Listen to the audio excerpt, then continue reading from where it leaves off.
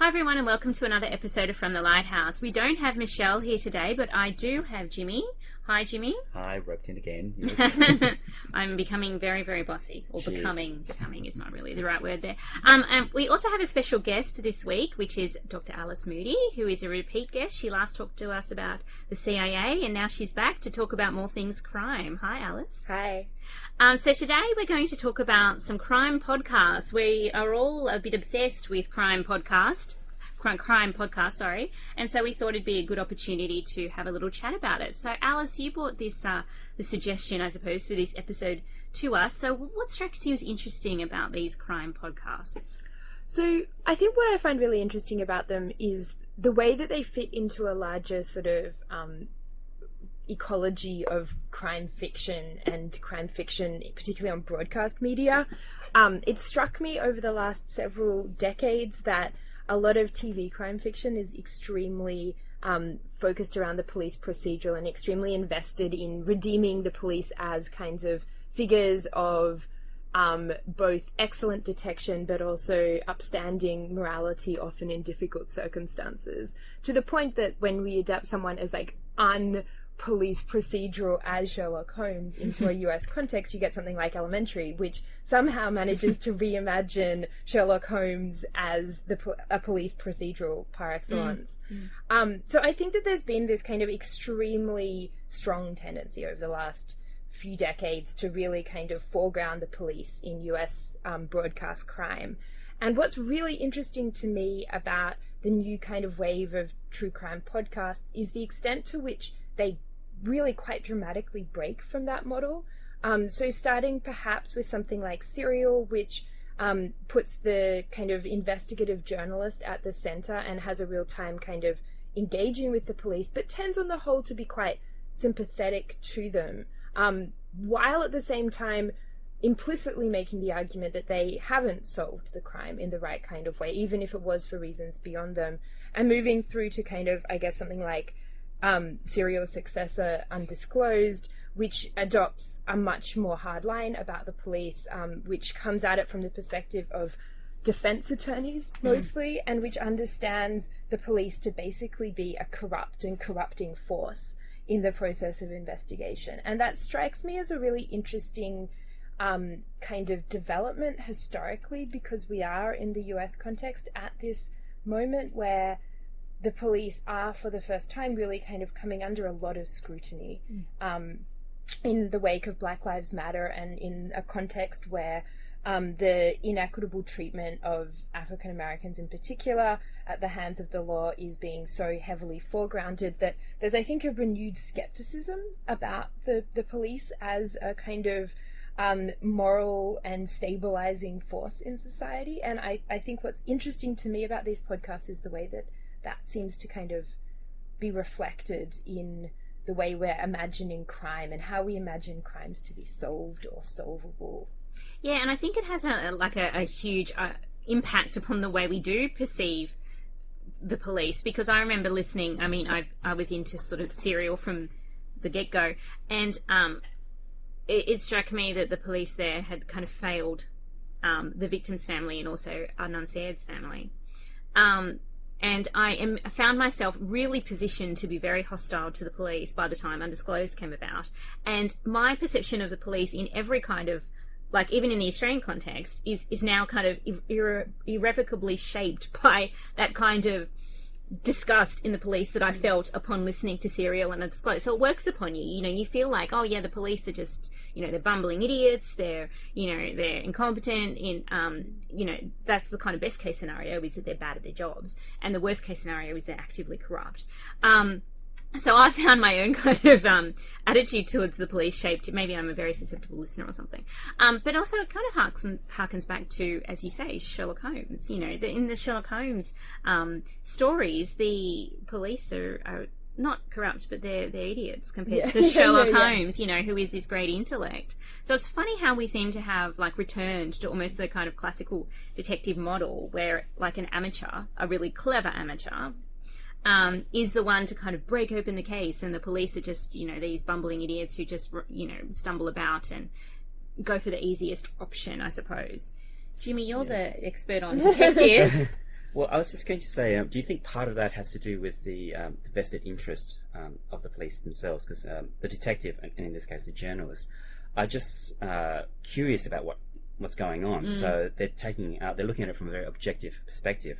Whereas the police have all this pressure put on them. You must crack the case. You must crack the case. You must do it soon. So there's all this pressure from the public, from high above, to get them to actually do it as quickly and as efficiently as possible.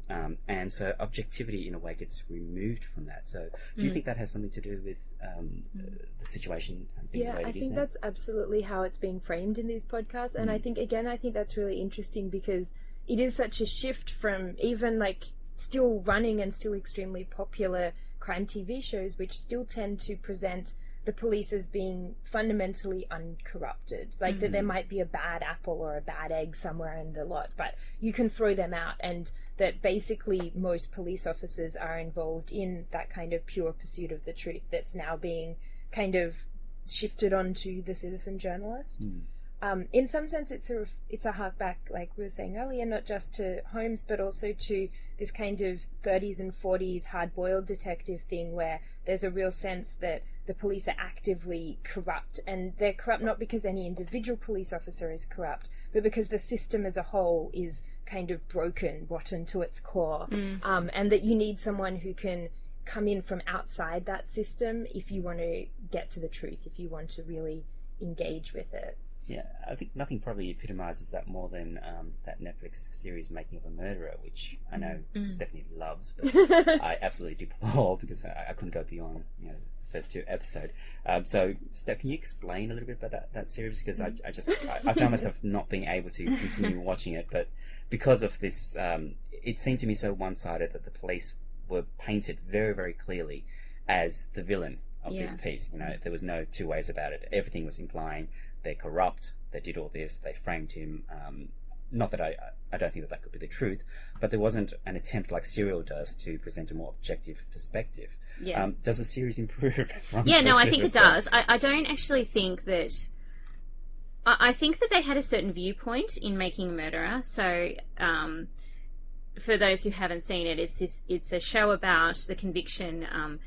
A man had been unjustly convicted of a rape, and he's let go when DNA evidence proves that he's innocent of that particular offence. And then about a year later, this man, Stephen Avery, is arrested for a subsequent murder.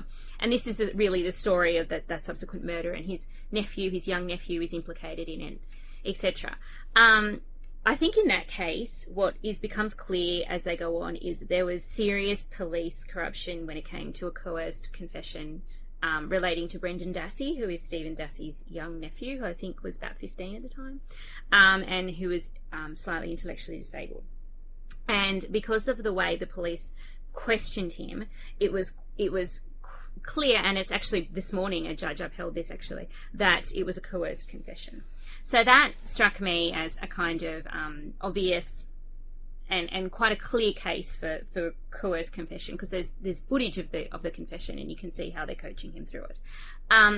There was also a number of conspiracy theories that were raised in that series about police, shoddy police work, potential corruption, and so forth. I think the series does improve and does focus more on the victim as the series goes on, but it's certainly part of that kind of suite of podcasts or true crime kind of stories that came out roughly around the same time as Serial that certainly paints the police in a certain light. I suppose too that what's going on here, to pick up on Alice's point about the system being corrupt, is that all of these things have been wrapped up in like movements to reform the criminal justice system in the US in particular, based on a kind of citizen engagement with the criminal justice system. So Undisclosed becomes increasingly interested in interviewing people and engaging with the idea of what reforms could actually be made to make the system run better. And I think what's also a complicating factor in all this that comes up in Making a Murderer, and it comes up in Undisclosed, and it comes up to a certain extent in other podcasts as well, is that a lot of these judges are elected, right? Prosecutors are often elected as well in America. And so there is, as you say, this actual real imperative to clear cases, because otherwise you won't get elected. right? So I think that's what a lot of this focus on the kind of perceived corruption of the system has got as at its core, that drive to satisfy the public kind of hunger for harsh punishments versus like the actual kind of objective pursuit of the truth. And so that kind of understanding of the criminal justice system in America underpins a lot of these kinds of conversations about the system being rotten, which, as you say, harks back to Raymond Chandler. I also think there's maybe like the system is being conceived here in two kind of related but maybe separate ways. And I was thinking when you're talking about Making a Murderer, one of the things that really struck me about that is that it's really interested both in the critique of the way that crimes are kind of made, I suppose, by the police, and how kind of the solutions to crimes are produced rather than sometimes found. But also it's really interested in the dynamics of class in the US and the way in which in this small town the kind of class position of the family so heavily shapes so many of the responses. And we can see something similar in, say, Serial, where there's a kind of a in the background a suspicion that there's something about a kind of Islamophobic kind of underpinning to the way that this all plays out, and that again becomes much more foregrounded in Undisclosed. And I think so we have on the one hand this sort of sense that the system is corrupt in the sense that it provides a series of perverse incentives, that it doesn't hold people to account, it puts a lot of pressure on them to clear dockets, it puts a huge amount of kind of it requires a lot of them and doesn't really give them the resources, so mistakes will be made, and in some ways those mistakes are incentivized within the system. And then there's also a kind of a larger sense in which this is part of bigger structural problems that society as a whole shares, inequality, class related problems, but also race related problems, perhaps gendered problems, although that interestingly tends not to be quite so foregrounded. But I'm thinking as well of what was the other TV series where they got a confession right at the end with a really rich guy? The Jinx, yeah. Which seems to be kind of like the counterpoint to Making a Murderer in that sense. This is like incredibly rich people are basically untouchable, incredibly poor people are completely exposed to whatever the state wants to do with them. And when you read them together, you actually get much more than just a case for criminal reform, a bigger critique of the way in which US society as a whole is organized. Well, that's why I really liked Making a Murderer, even though I do take Jimmy's point that the victim is somewhat absent, is an absent kind of presence in the series. But to me, it was about class. The whole story was about what happens to a completely disempowered kind of white trash, in quotation marks, family, when they come up against the mechanisms of the state. And to me that was what Serial was about too, because both the victim and the person who is sitting in jail at the moment for the murderer, so the alleged murderer, are of an ethnic underclass, I suppose. And one of Adnan said is Islam, and this is prior to September 11, but there's still demonstrable Islamophobia going on. So for me, the appeal to all of this, I suppose, is not just the kind of mechanisms of the criminal justice system, which operates differently here in Australia, but also this kind of exploration of class. Yeah, and the way in which it's, I guess what's really interesting to me is that it's kind of a shift back to a different way of understanding what crime fiction is supposed to do. That one thing that crime or true crime might do is provide you with a sense of closure and comfort and satisfaction. And I think that's what a lot of recent TV crime shows have really done, that they offer this kind of disruption to the system, and then by the end they sort of contain it and solve it and everything's okay and we can go back to having our nice life. And we know that even if occasionally these horrific things erupt within the social fabric, they're not fundamentally expressions of the problems of the social fabric or things that will disrupt it in any permanent way. These new podcasts and kind of documentary TV shows do seem to be suggesting that actually what crime does is, in a sense, the way that crimes are handled is symptomatic of a much larger thing, that it's a shift away from thinking about crime fiction as a sort of that therapeutic working through of the system and understanding it much more as a mode of critique, as a way of exposing fundamental problems within the social fabric, of which these crimes are just symptoms. Yeah, I think that's really interesting because just driving here, I was listening to a podcast on Lindy Chamberlain. And that's very, very endemic to exactly what you've just talking about there. And it's actually about a playwright who decided to get, apparently Lindy Chamberlain had a lot of fan letters, and she said she ended up deciding to collate all these letters to do a play that would actually reveal what Australian society was like during the 1980s when this was all happening. And she says she waded through 20,000 letters from people who from all sides of the camp. Some who say you're absolutely guilty and you're repulsive, and other people saying I know exactly what's like, and very, very sympathetic. And she said one of the really interesting things she said there was that a lot of the people who were sympathetic towards Lindy Chamberlain's during the early 80s when this was happening were actually Aboriginals who had experience with dingoes, and who said the elders had told them about dingoes abducting babies and such. But the reason why, or one of the possible reasons why Lindy Chamberlain, why this theory or this idea didn't take, was because possibly Australian society at the time didn't take Aboriginal testimony as seriously as they should. So it was very representative of the time period.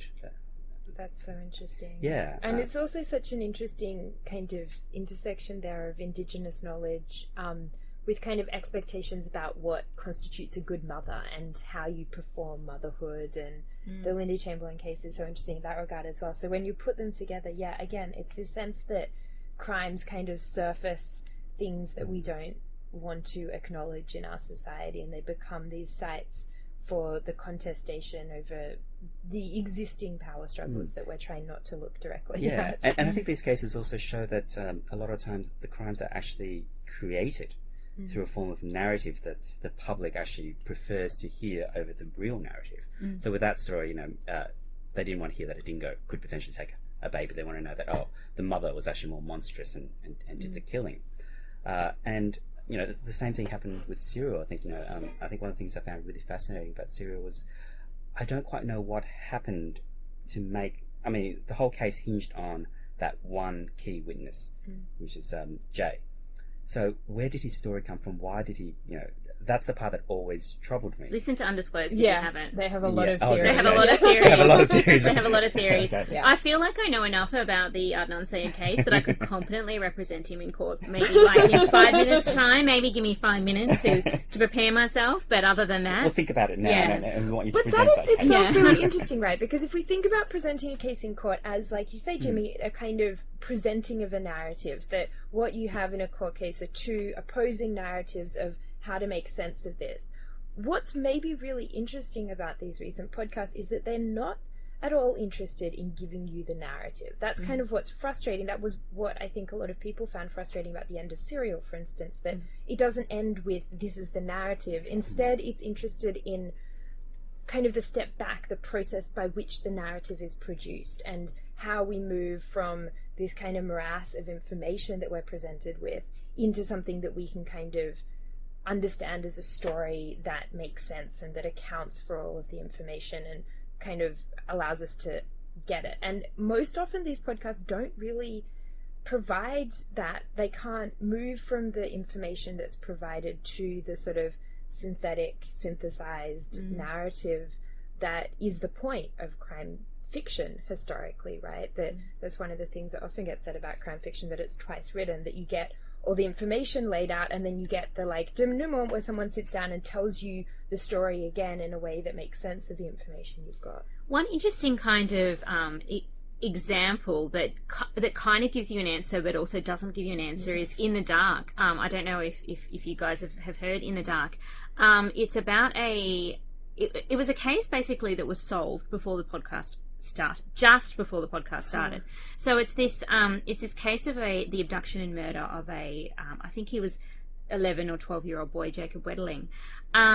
And what happened is that there was a confession, I think 2 days before the first episode was due to drop. And what the show so what the show did is demonstrated that, okay, this case has been solved, but let's look at the fact that it's taken 25 years for the case to be solved. And also it was one of the cases that in America led to the compilation of the sex offenders register, which has actually caused a lot of kind of social issues around who goes on it and how it's used. So what was interesting about that is that we knew the answer in a way that we don't for other true crime podcasts where they resist that kind of closure narrative, as you were talking about.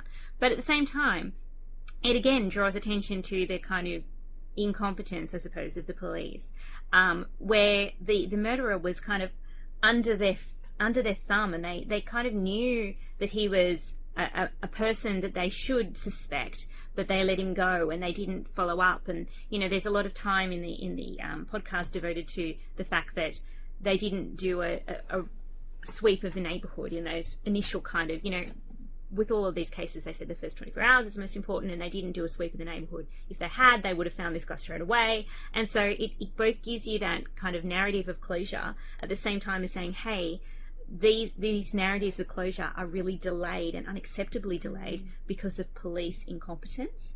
So it's a really interesting example of closure but not closure. That's really interesting. And actually, have either of you listened to Up and Vanished? I have. I haven't finished it. I gave up after a while. Well, exactly. No, but I did too. And I think that there's a reason why we both gave up, which was that the crime got solved. It's a really interesting example that it starts out being exactly one of these investigative podcasts of this long kind of unfinished, unsolved murder.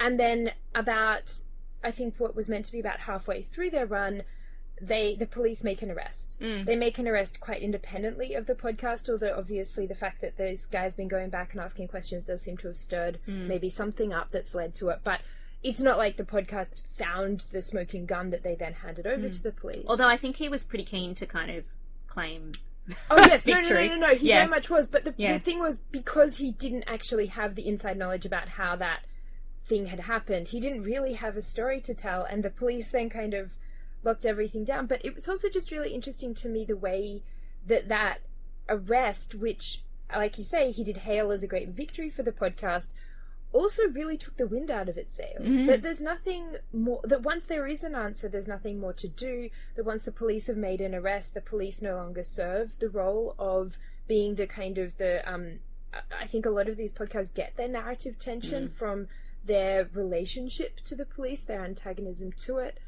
It shifted to become a lot more about what kinds of documents are we going to have access to, court cases around information being shared at this moment, getting kind of trying to do character profiles. There was a real flailing, I think. And that's in itself, I think, kind of symptomatic of the way that these podcasts really do. Their narrative impulse turns on their lack of narrative closure and the impossibility of getting narrative closure. That's really interesting because that sort of coincides with one of the reasons I think why we read detective fiction to, in a way, help solve the case. So one of the joys of reading detective fiction is trying to see whether you can figure it out before the detective does. Yeah. And in a way, you're suggesting that one of the reasons why we're really liking these podcasts is we want to also play that detective figure and try to solve it. And then once the truth comes out, we're kind of like, well, that's it. That's the end of it, and there's nothing more. Then it becomes boring. Then it becomes boring after that, and it's all procedural. And we're not interested in the procedure. We're interested in trying to get to that truth of the narrative, so to speak, which is something that R. Austin Freeman was trying to work against in detective fiction. So he was saying that this whole obsession with the denouement is not really what detective fiction is all about. So he decided to change all that by doing the reverse detective story and starting with the crime and showing you who actually did it and then going through the process. And personally, I found it quite an effective method, and I was very interested in the entire process of it. But it bombed spectacularly with the public. They didn't like it so much. And even the critics, I won't name names, but let's just say one of my markers was very harsh on Freeman for that very aspect. And he said, reading Freeman was, I think he compared it to chewing on dry grass, that it was that dry and boring to read. But I found it fascinating, and maybe that's my personal interest in it. I find the process of actually getting to the truth very interesting, but I can see how for a lot of people it's actually about finding out what what really happened. I wonder if like true crime has a real advantage here, because the problem with giving it up front, giving the solution up front, is obviously you kind of take some of the suspense wind out of the sails.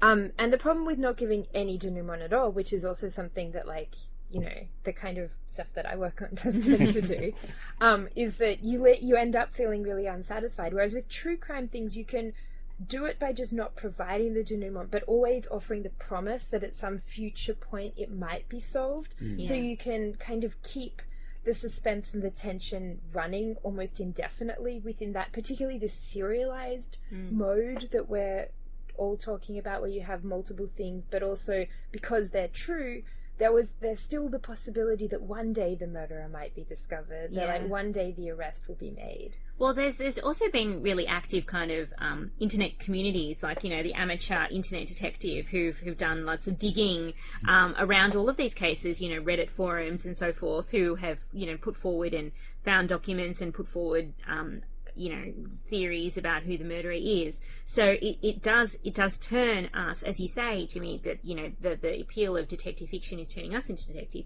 Here we have people actually playing detective by sitting at home and accessing the internet and looking up things and going through files. And a good example of that too is there's this new Netflix series which I just watched and I recommended to Jimmy, called The Keepers, which is absolutely fantastic. I loved it. I thought it was better than Making a Murderer.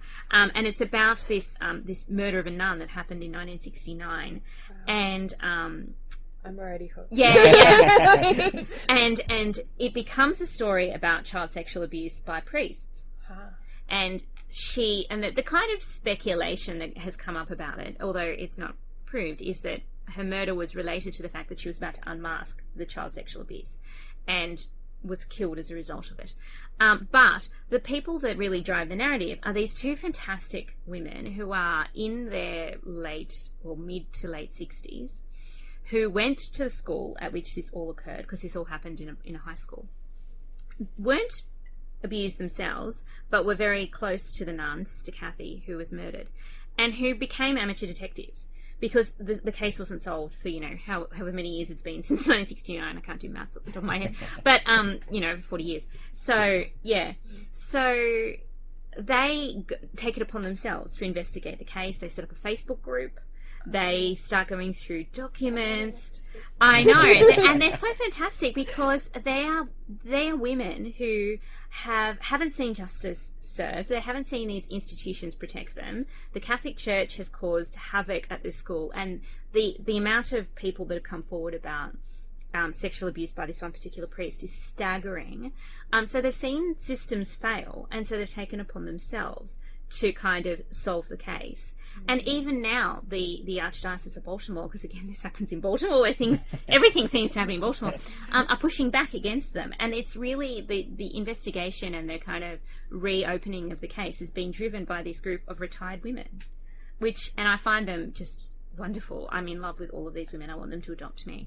And it's just such a brilliant example of the kind of positives, I suppose, of this kind of citizen detective model, in that they're actually not only doing something to try and solve the case, but they're also trying to bring attention to the fact that 50 or so people have come forward with these allegations of child sexual abuse, and the Catholic Church not only did nothing, but actually facilitated the continuing, basically the priest had more access to these children.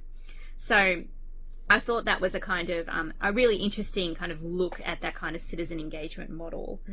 Whereas things like Up and Banished kind of annoyed me because I felt like he wasn't doing anything particularly, but that he kind of got lucky. Yeah. Yeah, that's really interesting because it just got me thinking about something. I think it was Zizek who wrote it about how the joys of reading detective fiction is seeing the detective rewrite the narrative that the criminal wrote.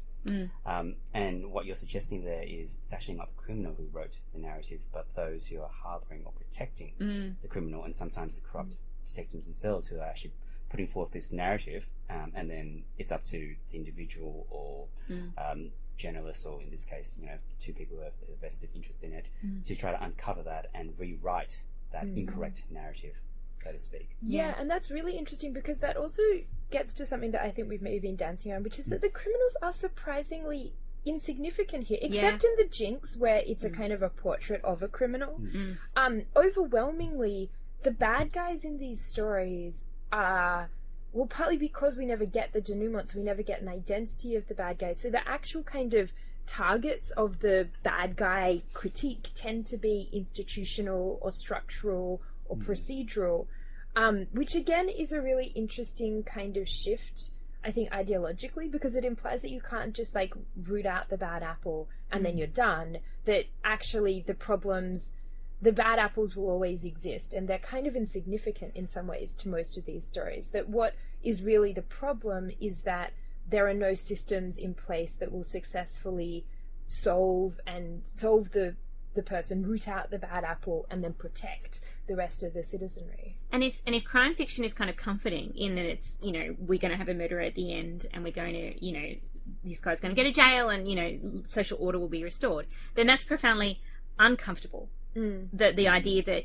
that murders happen, justice isn't necessarily served, perhaps the wrong person has gone to jail, perhaps nobody has gone to jail, perhaps the system is at fault. That leaves you in a world where, what do you do? I wonder too if that's maybe a difference between the citizen journalist, so for example, these women that you're talking about, for whom exposing the wrongs of the system is at stake, and all of these people on the internet who are like playing detective, because my sense with those people is that they really are invested in just tracking down the murderer and rooting that out, that there is much that it's the journalist position is the one that's interested in this larger structural or systemic critique, whether that's of kind of grotesque inequalities within society at large or specific problems with the criminal justice system. Whereas the fascination, I guess, is that it leaves open the space to be a more traditional kind of detective whose job isn't to critique the big problems, but to just solve the murderer. Yeah. And maybe that's kind of part of the impulse that's driving all this totally fascinating online kind of, investigation.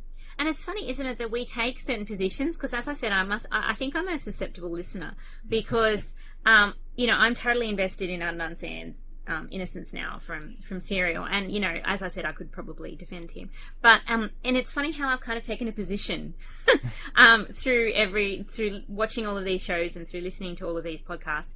We're positioned to do that, to kind of take on a stance, and to weed that out, and to figure out what the right narrative is versus the wrong narrative. And I have to kind of catch myself, because I remember seeing, somebody say online that what Undisclosed has done is not prove Adnan's innocence as much as prove that the case against him doesn't stand. And I found myself bristling and going, but he's innocent. And then I had to think, how much am I being, like, I don't know, overly influenced perhaps, or at least being not as kind of objective as I would like to be, and taking on that kind of sympathetic position because I feel really bad for him, because I feel like even if he did do it, he's kind of spent enough time in jail anyway. I think that's really interesting as well, just in terms of what always strikes me when I have occasionally strayed into, like, the undisclosed Reddit or whatever, is just how difficult it is to believe that anyone came up with their narrative of the story based on anything resembling facts. That it always seems to be, again, symptomatic of some kind of ideological conviction, either a commitment to the police being right and fundamentally good, in the case of those who believe that Adnan is guilty, or a commitment to a sense that there are ways in which people get constantly messed around by the criminal justice system, and that we need to be open to that, like a kind of a predisposition towards sympathy with the defendant, which is something that I share perhaps with you. Yeah. And it has always been, I think, really interesting to me that it's couched in this model of, like, we are getting to the objective truth, and everybody marshals, like, unbelievable amounts of evidence in support of that. But when it comes down to actually watching how that evidence is used and interpreted, it's an incredible case study in how much ideology shapes even, the most kind of pedestrian interpretation of like, what does this statement mean? What are the implications of that for a court case? Which you would think on some level could be falsifiable. Yeah, I mean, I don't know much about the American legal systems, but based on everything I've heard from Serial. But my understanding, as you just explained it there, Steph, is that according to their legal system, and possibly our legal system too, I know nothing about the law, I have to admit that right now, you don't actually have to prove that the person, that somebody else did it. You just have to prove that this person didn't do it. Yeah. And so maybe that's the stance that Undisclosed is taking. That, that's the narrative that they wish to weave. That's all they need to prove. That he didn't do it. Whereas we as viewers are more interested in, well, who did it? Yeah, that's right. Who's that mysterious criminal? And that's the point that you were making, Alice, earlier. We seem to be not focusing on the criminal, maybe because we don't know who the criminal is. And I remember when I was studying crime fiction as an undergraduate, my favourite lecturer, I think I mentioned her once, maybe that would be my aim in my podcast now, to always mention Marie-Louise in every single one that I appear. She asked a question in class once, which baffled me, because I thought I have no idea how to answer this. She said, what do you think, and how would you describe the conditions necessary for the perfect crime? And I thought, how do I go about explaining that? I thought that would take too long. I mean, I'd need an essay, and I couldn't quite figure out how to do that.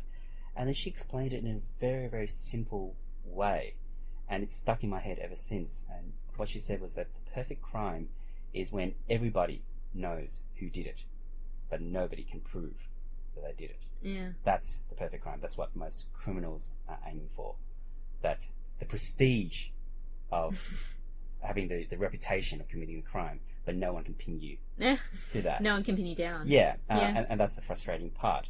And we haven't even seemed to be getting there, except possibly for the Jinx, which, again, at the end, he has that slip, and then it's proven well, not proven, but certainly arrested as a result. Yeah. So, is this something that we are hoping to do, I suppose, as society, to in looking at these cases that are unsolved?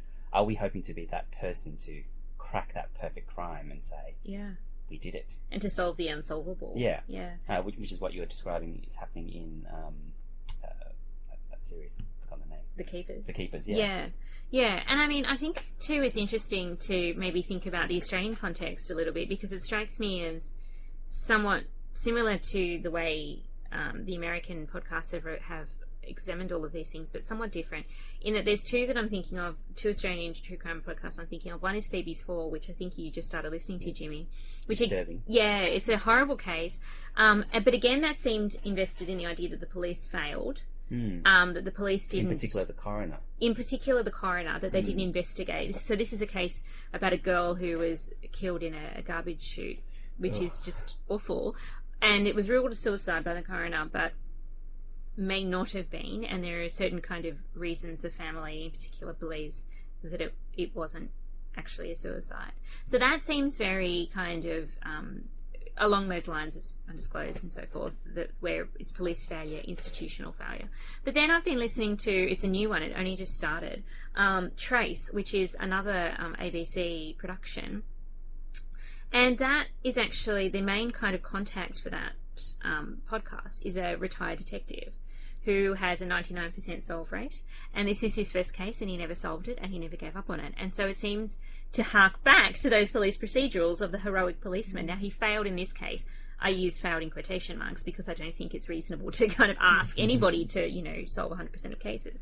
But he feels like he's perceived that he's failed, and he has this kind of drive to move forward to continue to solve the case. So I think that perhaps we don't have the kind of same relationship with police and the police procedural that they have in the US, and we seem to be able to kind of go either way in our podcasts in ways that are quite interesting. I think we still tend to in Australia hang on to that idea of the heroic policeman. Yeah, or maybe it's just that in some ways I think the police in Australia have been less glorified, and so they are less institutionalized as kind of heroes whose failures might require us to launch an entire genre of crime fiction. Like, because they've never been built up so much, they've never been torn down so much. I'm not sure that how far I would be willing to push that. But, like, I do think that there is a particular kind of cult of the police in the US, which doesn't have an exact parallel here. Although there is obviously... And also there hasn't been as much publicity, I think, about the failings of the police in recent years outside this genre. That, like, you know, there are significant instances of police brutality against, and sometimes police murderings of Indigenous Australians in Australia, but to the ongoing fury of Aboriginal people, they get nothing like the interest from an Australian audience that Black Lives Matter does.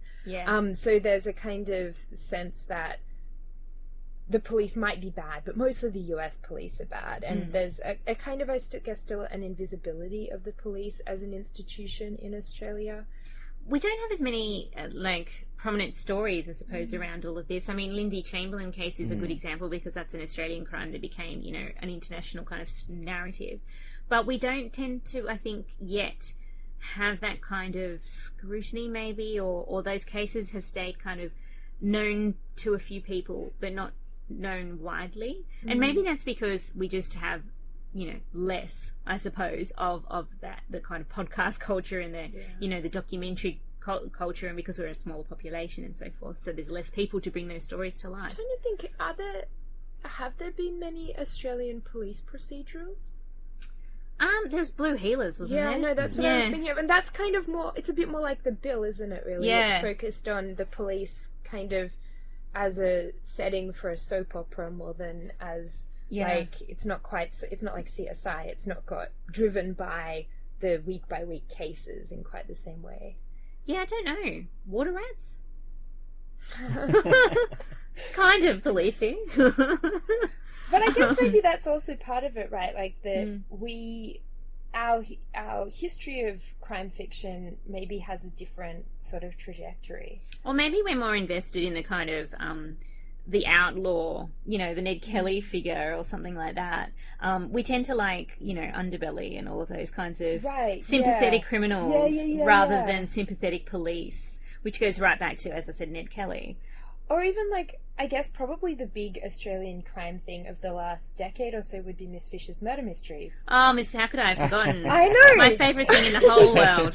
Which does have a sympathetic policeman, but is much more actually...